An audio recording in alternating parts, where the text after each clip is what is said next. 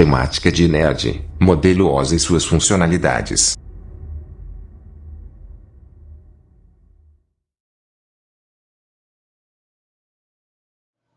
Olá pessoal, o vídeo de hoje nós vamos falar sobre o modelo OZ e suas funcionalidades. O modelo OZ, ele é um modelo conceitual, ele é um modelo referência, né? O modelo implementado realmente é o TCP/IP que vamos ver no próximo vídeo. Então, o modelo OZ ele foi lançado em 1984 e surgiu pela necessidade de definir um padrão universal para tornar possível a comunicação. Porque antes não existia um padrão, né? Então, cada um tinha o seu padrão de comunicação. Então, o modelo OZ veio exatamente para definir um padrão universal.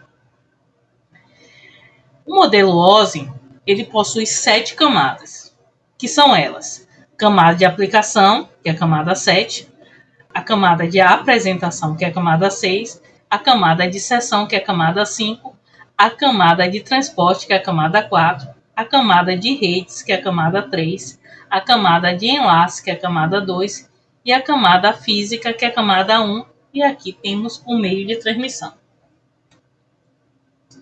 É possível dividir as 7 camadas em 3 subgrupos. Então, nós temos aqui as 7 camadas. Então, a camada de aplicação, a camada de apresentação e a camada de sessão estão relacionadas a funções que dão suporte para que os usuários possam acessar os diversos serviços de rede, garantindo a interoperabilidade de sistemas heterogêneos.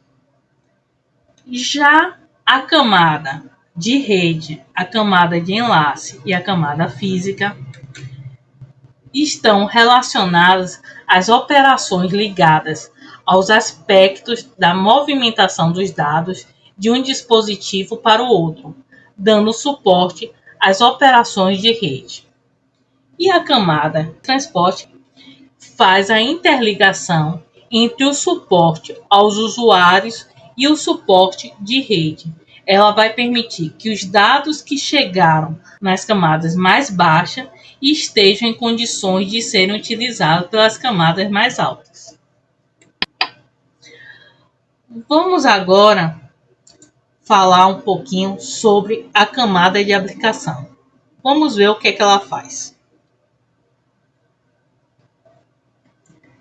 A camada 7, que é a camada de aplicação, a palavra-chave aqui é comunicação entre usuários.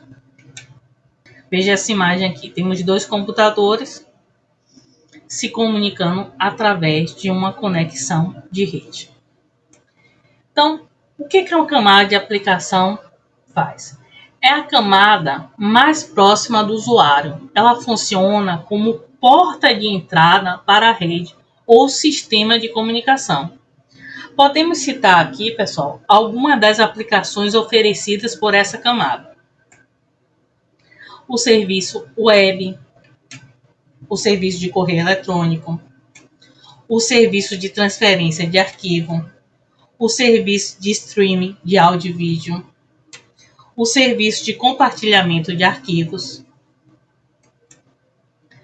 Vamos agora falar um pouquinho sobre a camada 6, que é a camada de apresentação. Vamos ver o que ela faz. A camada 6 de apresentação, a palavra-chave aqui é tradução. Então, eu tenho 2 computadores que falam a mesma linguagem, certo? Eles vão traduzir na mesma. Então, também conhecido como tradutor da rede. Ele é responsável pela conversão entre formatos, compreensão de dados e criptografia. Vamos falar agora sobre a camada 5, que é a camada de sessão. Vamos ver o que ela faz. A camada 5 de sessão, a palavra-chave aqui é o diálogo. Então, nós temos um host, né? O que a camada de sessão ela faz? ela exerce o controle de quando a comunicação entre duas máquinas deve começar, terminar ou reiniciar. E essa camada ela realiza o controle do diálogo e da sincronização. Vamos ver a conceituação de controle de diálogo e da sincronização. O controle de diálogo, ele define quem transmitirá em determinado momento.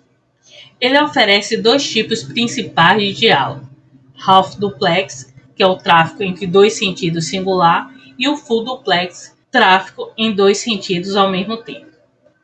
E a sincronização, ela permite que seja estabelecida uma verificação na transmissão, a fim de, se houver uma perda de comunicação, a transmissão continue do ponto em que tenha ocorrido a falha. Vamos falar agora um pouquinho sobre a camada 4, que é a camada de transporte. Vamos ver o que ela faz. A camada 4, que é a de transporte, a palavra-chave aqui é fim a fim. Então, eu botei aqui um carro dos Correios.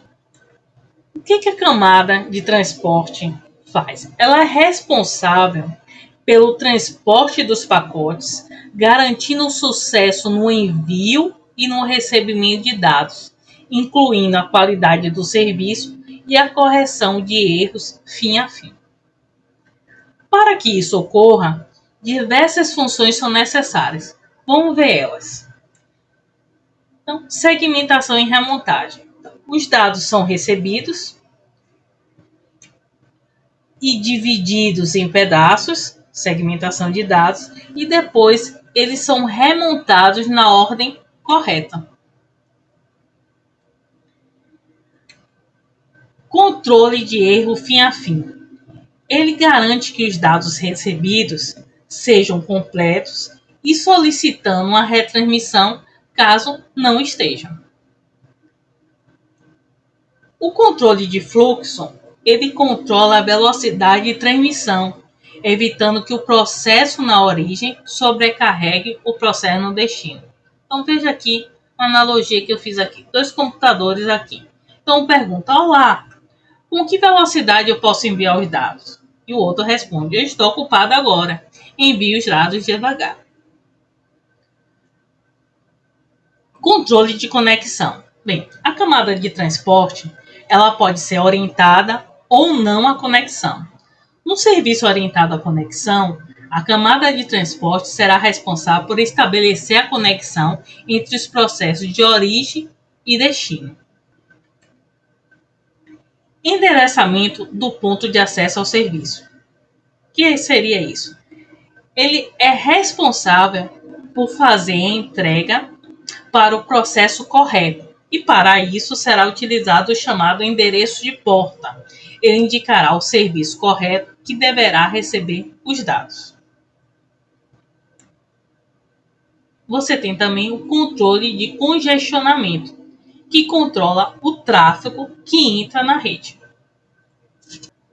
Vamos falar agora sobre a camada 3, que é a camada de redes. Vamos ver o que ela faz. A camada 3, que é a camada de redes, a palavra-chave aqui é roteamento.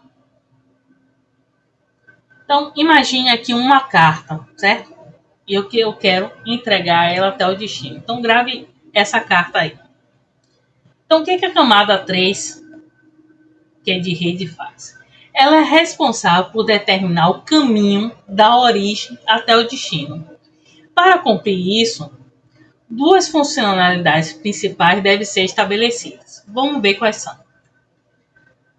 O endereço lógico é um endereço virtual, que é o endereço IP, usado para enviar os dados em rede. E o roteamento consiste em transportar os pacotes de dados entre redes distintas, tentando ao mesmo tempo descobrir a melhor rota e entregar integralmente os dados. Aquela carta que eu mandei vocês gravarem. Vamos fazer uma analogia. Eu vou entregar uma carta a uma pessoa, né? Então, eu sou a origem e a pessoa é o destino. Então, eu vou precisar do endereço do destino. Então, eu tenho esse endereço e eu agora vou fazer o quê? Eu vou me dirigir a esse endereço. Então, eu vou pegar a melhor rota, que pode ser a rota mais curta ou pode ser a rota com menos congestionamento. Então, essa é a analogia que a gente faz aqui, certo? Da camada 3, o que ela faz? Bem, vamos falar agora um pouquinho sobre a camada 2, que é a camada de enlace. Vamos ver o que ela faz.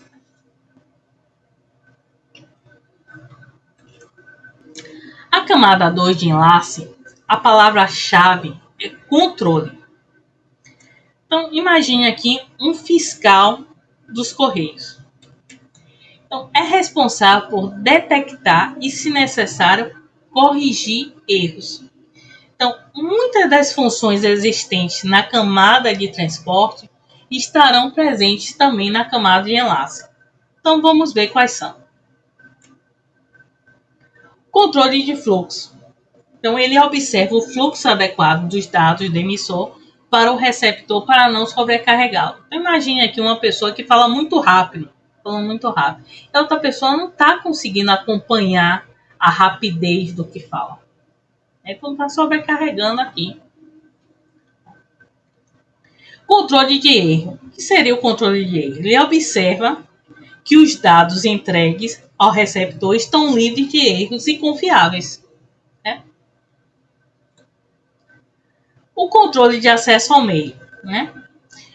Como alguns meios de transmissão são compartilhados, é necessário controlar qual dos dispositivos pode transmitir naquele momento. Então, pessoal, nós temos aqui, certo? Essa pessoa aqui, que ela quer atravessar a rua. Então, ela espera o momento, né, que ela pode atravessar. Uma analogia do controle de acesso ao meio. Okay? O endereço físico, ele é usado no transporte do quadro através do meio local compartilhado.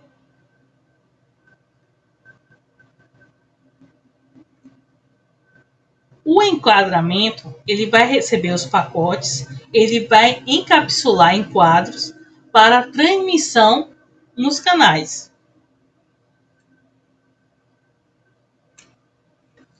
Então, vamos agora ver a camada 1, que é a camada física. Vamos ver o que ela faz.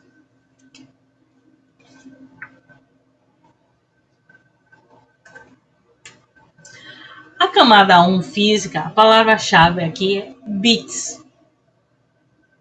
Então, imagine aqui um caminho, certo? Onde os bits vão percorrer. Então, é responsável por receber os quadros da camada de enlace e os transforma em sequência de bits, por onde os dados deverão ser transmitidos pelo caminho físico.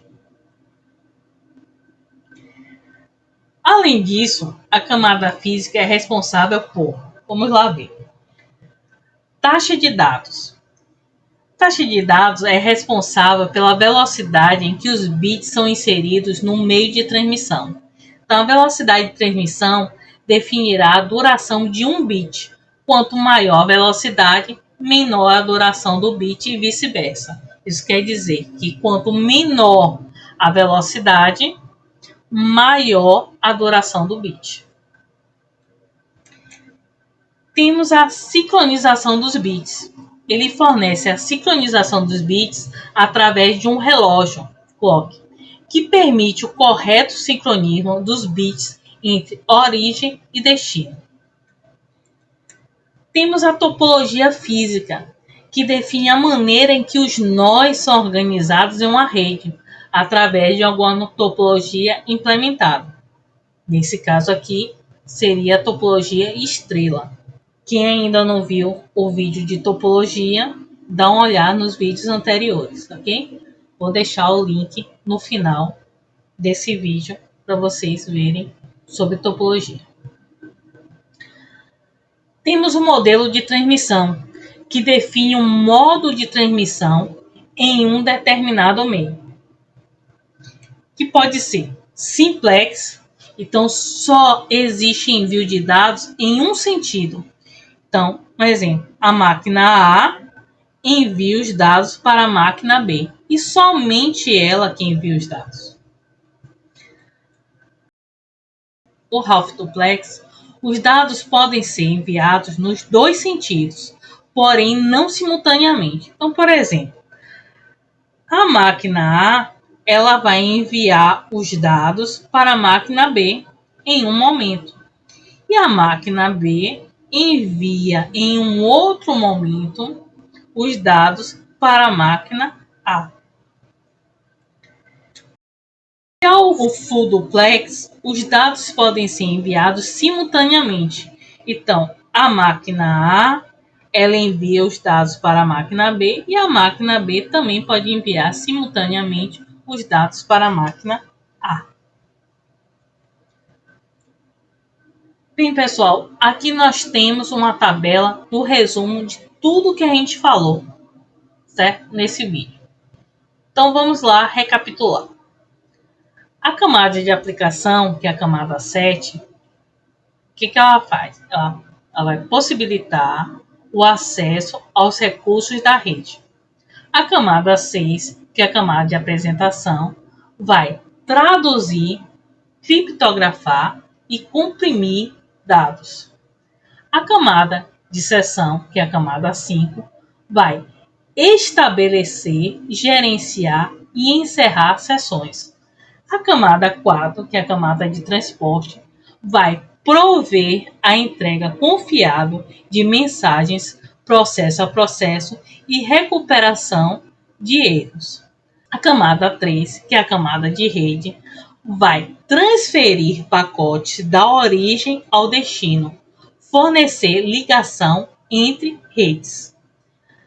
A camada 2, que é a camada de enlace, vai organizar os bits e frames, que são os quadros, fornecer entrega nó a nó.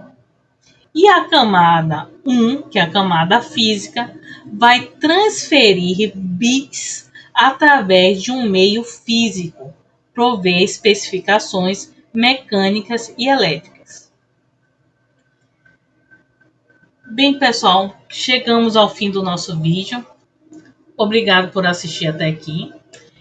Quem ainda não se inscreveu no canal, por favor, se inscreve no canal, ativa o sininho para não perder mais nenhum vídeo aqui do canal. Deixa o like nos vídeos, comentem aí embaixo se esse vídeo foi proveitoso para vocês, se esclareceu para vocês sobre o modelo OSI, né? Se facilitou o entendimento de vocês, no estudo de vocês, né? E compartilhe esse conhecimento com seus colegas, com seus amigos, com as pessoas que precisam, que estão estudando, né, sobre o modelo OSI, certo? Compartilhe aí com o pessoal aí. E até o próximo vídeo, pessoal.